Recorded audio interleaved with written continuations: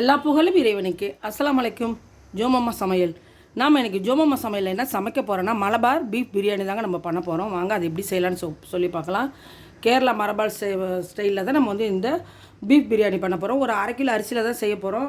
நம்ம ஒரு 1/2 கிலோ அரிசி பாஸ்மதி ரைஸ் நான் தண்ணியில் இப்போ தான் கழுவிட்டு ஊற வச்சுருக்கேன். அது ஒரு 10 நிமிஷத்துலேருந்து ஒரு 1/4 மணி நேரம் நல்லா ஸ்ட்ரோக் ஆகட்டும். இப்போ பாருங்கள், சாப்பாடு வடிக்கிறதுக்காண்டி நான் ஒரு பாத்திரத்தில் தண்ணி வச்சுருக்கேன், உலை வச்சுருக்கேன். தண்ணி நல்லா சூடு வரட்டும். இப்போ நம்ம பீஃபை நம்ம வேக வச்சு எடுத்துக்கலாம். பீஃபுக்கு வேக வைக்கிறதுக்கு குக்கரில் மஞ்சத்தூள் போட்டு கொஞ்சமாக தண்ணி வச்சுருக்கேன். பாருங்கள், வெறும் மஞ்சத்தூள் மட்டும் தான் போட்டு தண்ணி வச்சுருக்கேன். இப்போ நம்ம 1/2 கிலோ அரிசி பிரியாணி அரிசிக்கு நான் 1/2 கிலோ பீஃப் சேர்த்துக்கிறேன். பாருங்கள், பீஃபை வாங்கி கழுவி க்ளீன் பண்ணி வடிகட்டி எடுத்து வச்சுருக்குறோம். அந்த தண்ணி அந்த அதில் இந்த மீட்டில் இருக்கிற அந்த ரெட் கலர் தண்ணியெல்லாம் இல்லாமல் நல்லா சுத்தமாக வடிகட்டி எடுத்துக்குங்க.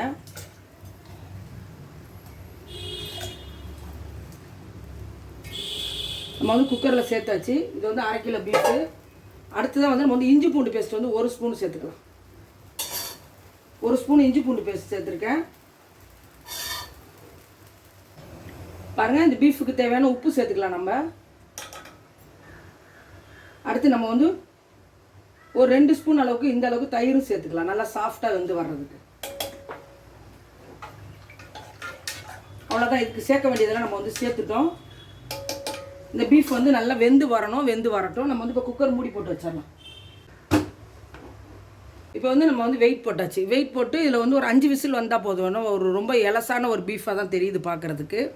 அதனால் ஒரு 5லேருந்து ஒரு 6 விசில் வரட்டும். நம்ம இப்போ இதை தூக்கி பின்னால் அடுப்பில் வச்சுட்டு நம்ம பிரியாணியை நம்ம தாளிக்க ஆரம்பிச்சிடலாம். இப்போ ஒரு அடுப்பில் சோத்துக்கு உலை வச்சுருக்கோம், ஒரு அடுப்பில் பீஃபை வேக வச்சுருக்கோம். இப்போ நம்ம பிரியாணி தாளிக்க ஆரம்பிச்சிடலாம். வாங்க, இப்போ நம்ம வேக வச்ச கறியை தூக்கி நம்ம பின்னால் அடுப்பில் வச்சுட்டோம். இப்போ இந்த அடுப்பில் உலை வச்சுருக்கோம். இப்போ பீஃப் பிரியாணியை தாளிக்கிறதுக்கு ஒரு பாத்திரம் வச்சுருக்கோம், ஒரு உருளி ஒன்று வச்சுருக்கேன்.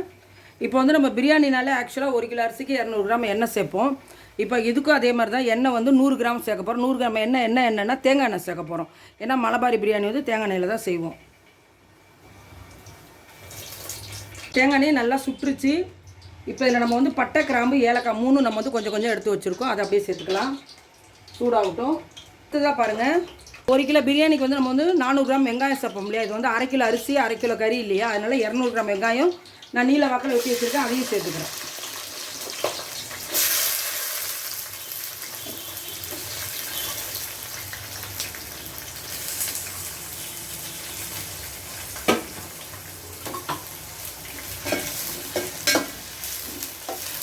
இந்த பிரியாணியில் மிளகாத்தூளோட காரத்தை கம்மி பண்ணிவிட்டு ஒரு 6-7 பச்சை மிளகாய் எடுத்துருக்கேன். இதை தட்டி எடுத்துகிட்டு வந்துடலாம். தட்டி தான் போடணும், அரைச்சி போட வேணாம், தட்டி போடணும். வாங்க, இப்போ நம்ம வெங்காயம் எந்த அளவு வதங்கி வந்திருக்கு, கண்ணாடி பதம் வந்திருக்கு, நல்லா வதங்கி வரணும்.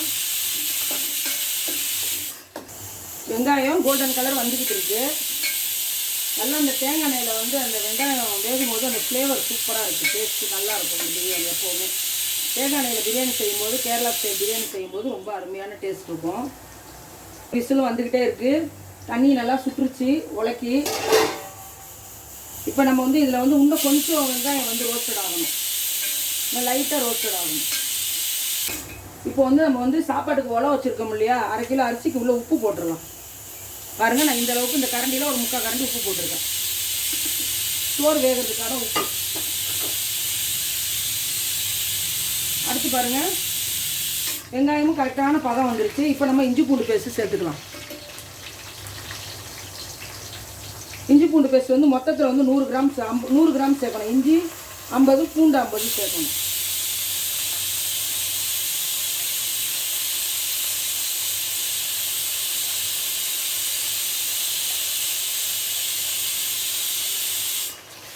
மொத்தத்தில் 100 கிராம் இஞ்சி பூண்டு பேஸ்ட் சேர்த்துருக்கோம்.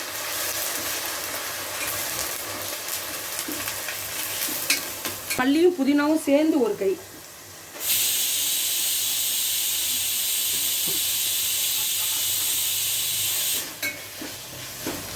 மல்லி புதினா நார்மல் பிரியாணியை விட இந்த பிரியாணிக்கு கொஞ்சம் கூடுதலாக தான் சேர்த்துருக்கேன், ஃப்ளேவர் நல்லா இருக்கணுங்கிறதுக்காக.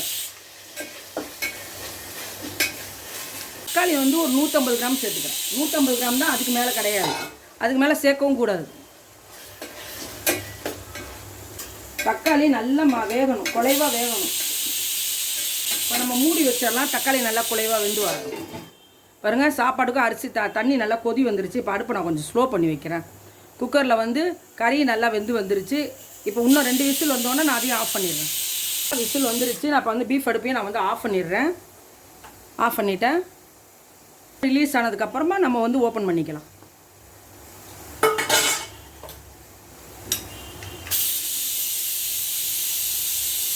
இப்போ நம்ம வந்து 5-6 பச்சை மிளகாய் நசுக்கி வச்சுருக்கோம் இல்லையா, அந்த பச்சை மிளகாவை சேர்த்துடலாம். ஆல்ரெடி நம்ம வந்து சோறுக்கும் உப்பு போட்டிருக்கோம், பீஃப்லேயும் உப்பு போட்டிருக்கோம். இப்போ இதுக்கு பிரியாணிக்கு தேவையான உப்பு சேர்க்கணும். லைட்டாக தான் சேர்க்கணும், பார்த்துக்கிட்டு பத்தலைன்னா நம்ம சேர்த்துக்கலாம். பிரியாணி மசாலாவுக்கு தேவையான உப்பு சேர்த்துக்கிறேன். நம்ம பார்த்துக்கிட்டு பத்தலைன்னா சேர்த்துக்கலாம். மசாலா நல்லா குலைவாகி வரணும். தனி மிளகாத்தூள் பாருங்கள், 1 டீஸ்பூன் அளவுக்கு போடுறேன். ஏன்னா பச்சை மிளகாய் போட்டிருக்கறனால தனி மிளகாத்தூள் 1/2 கிலோ அரிசிங்கிறதுனால 1 டீஸ்பூன் அளவுக்கு பாருங்கள். நான் கொஞ்சமாக தான் போடுறேன். பெரிய கரண்டியில் டீஸ்பூன் அந்த ஸ்பூனில் தான் போட்டிருக்கேன். குட்டி ஸ்பூனில் தான் போட்டிருக்கேன். ரொம்ப போடலை, ஏன்னா அப்புறம் காரம் ஜாஸ்தி ஆகிடும். நெக்ஸ்ட்டு நம்ம வந்து தயிர் சேர்த்துக்கலாம். ஒரு 100 ml தயிர் சேர்க்கணும்.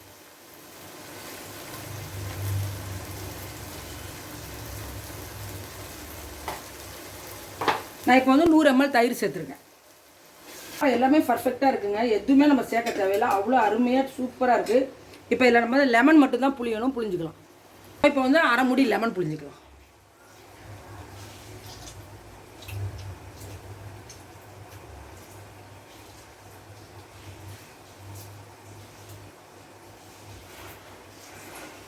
நல்லா 1/2 மூடி லெமன் புளிஞ்சாச்சு.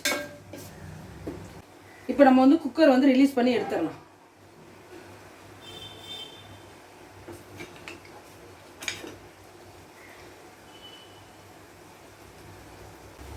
பீஃப் நல்லா வெந்துருச்சு. அந்த தண்ணியோடய அப்படியே சேர்த்துடலாம். அளவு தண்ணிலாம் இல்லை, அப்படியே சேர்த்துடலாம்.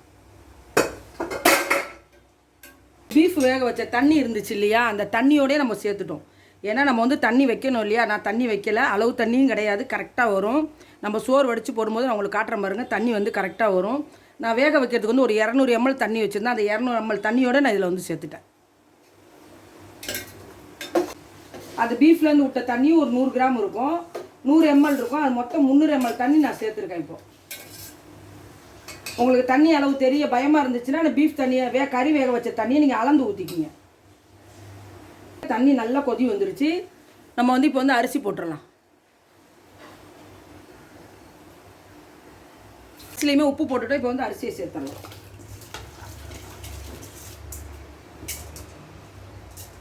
வாங்க நம்ம இப்போ பிரியாணி மசாலா சேர்த்துக்கலாம். நம்ம வீட்டில் பட்டை, கிராம்பு, ஏலக்காய்லாம் போட்டு நம்ம ரோஸ்டட் பண்ணி நம்ம வந்து கரம் மசாலா ரெடி பண்ணி வச்சுருக்கோம். அதில் பாருங்கள் ஒரு 1/2 டீஸ்பூன் சேர்த்துக்கிறேன். ஒரு குட்டி ஸ்பூனில் வந்து 1/2 ஸ்பூன் சேர்த்துக்கிறேன். இது வந்து சின்ன ஸ்பூனு. இதில் வந்து ஒரு 3/4 ஸ்பூன் கிட்ட போட்டிருக்கேன். அது 1/2 ஸ்பூன் அளவு தான். ஏன்னா வந்து நம்ம வந்து கோபுரமாக போடலை, நம்ம சமமாக தான் போட்டிருக்கோம். இதில் வந்து ஒரு 1/2 ஸ்பூன் போட்டிருக்கோம்.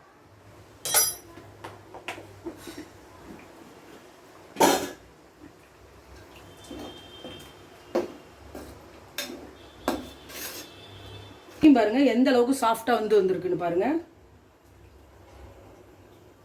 சுடுது, நல்ல பஞ்சா வந்துருச்சு. பிச்சவனே 2 பீஸ் ஆயிடுச்சு.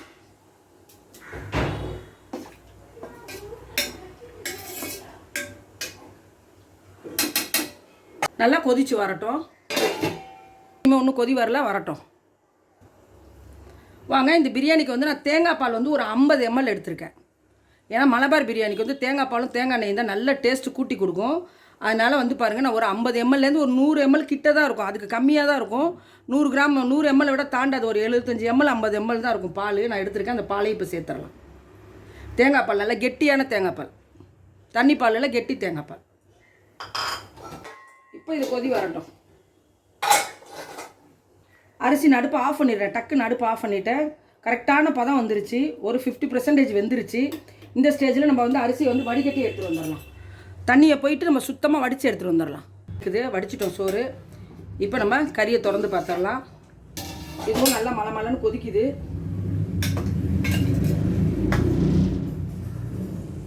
நல்லா கொதி வரட்டும்.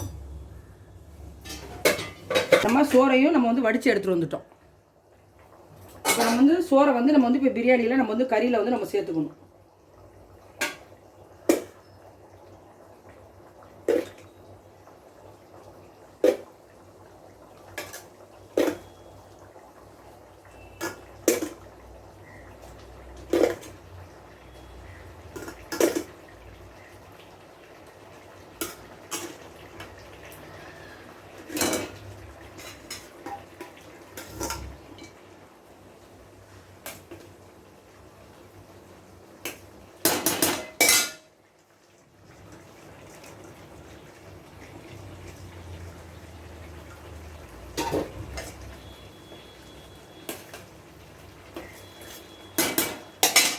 கரெக்டாக இருக்குது பார்த்தீங்களா தண்ணி, இதுதான் அளவு.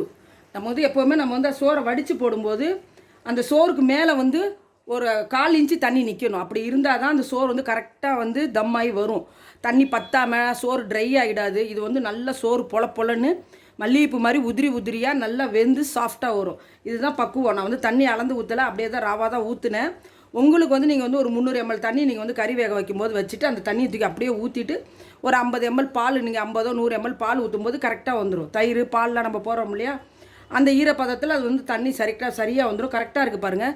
இந்த பிரியாணி கலர் வந்து மலபார் பிரியாணியோட கலர் வந்து கொஞ்சம் லைட்டாக தான் இருக்கும். ஏன்னா நம்ம காரம் மிளகாத்தூள் கம்மி பண்ணிவிட்டு பச்சை மிளகா காரம் போட்டிருக்கோம். கொஞ்சம் கலர் கொஞ்சம் டார்க் வராது, கொஞ்சம் லைட்டாக தான் வரும். நம்ம இதுக்கு மேலே நம்ம எல்லோ கலர் சேர்த்துக்கலாம், இல்லை குங்குமப்பூ கூட சேர்த்துக்கலாம். அடுப்பு நல்லா ஃபுல்லாக எரிஞ்சிக்கிட்டு இருக்கு. ஒரு 5 நிமிஷம் ஃபுல்லாக ஏறிட்டு இப்போ நம்ம மூடி போட்டு வைப்போம். இப்போ பாருங்கள், நம்ம வந்து தம்முக்கு வந்து ஒரு தவா, பழைய தவா வச்சுருக்கோம். எதனாலன்னு கேட்டிங்கன்னா, ஒன்று வந்து பொறுமையாக வந்து தம் ஆகணும் பிடிக்காமையும், ரெண்டாவது வந்து இது வந்து சில்வர் பாத்திரம். இந்த ஊர்லி வந்து சில்வர் பாத்திரம் சீக்கிரமாக அடி பிடிக்கிறதுக்கு அதிகமாக சான்ஸ் இருக்குது.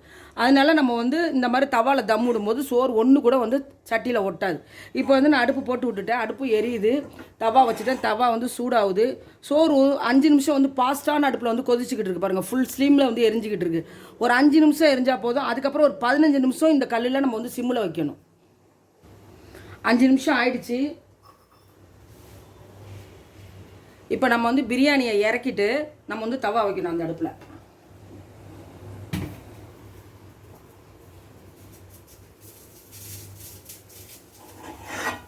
இப்போ தவாவை நான் இந்த அடுப்புக்கு மாற்றிட்டேன், அடுப்பை ஆஃப் பண்ணிட்டேன்.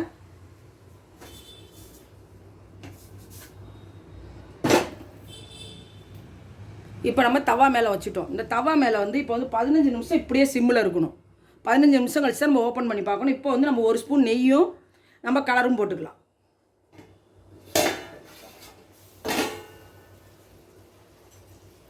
நெய் வந்து 1 ஸ்பூன்,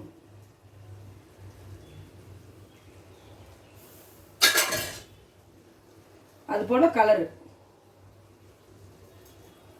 எல்லோ கலர் இல்லை, அதனால நான் வந்து ஆரஞ்சு கலர் போட்டிருக்கேன்.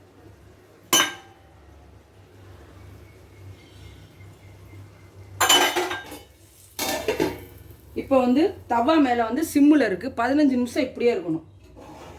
இப்போ வந்து சோறு வடித்த தண்ணி அதை தூக்கி நம்ம வெயிட்டுக்கு மேலே வச்சுட்டோம்.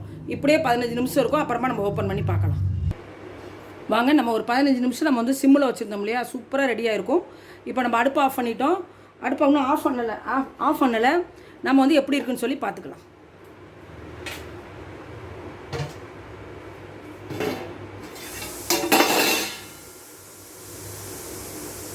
எவ்வளோ சூப்பராக இருக்குன்னு பாருங்கள்.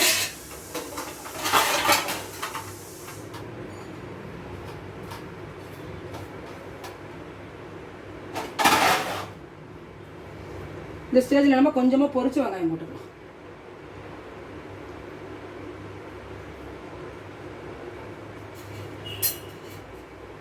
ஒரு பச்சை மிளகாய், கொஞ்சோண்டு மல்லிப்பொடி,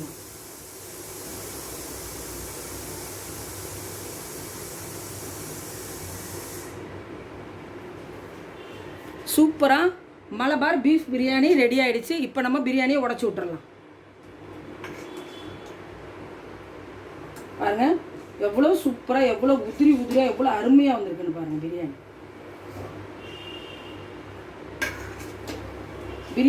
பிரியாணியோட கலரே பாருங்கள் சூப்பராக அருமையாக இருக்குது. அப்படியே உதிரியாக இருக்குது ரைஸ்.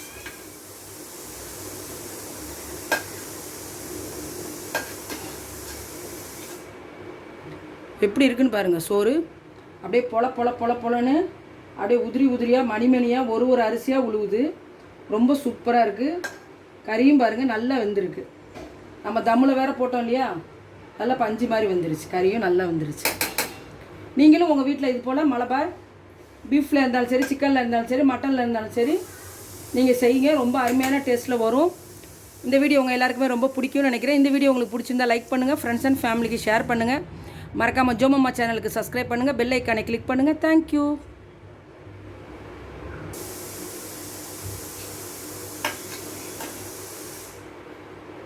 சாப்பாடு எவ்வளோ உதிரியாக எவ்வளோ சூப்பராக இருக்குன்னு பாருங்கள். பிடிக்காமல் கொள்ளாமல் ரொம்ப அருமையாக வந்திருக்கு.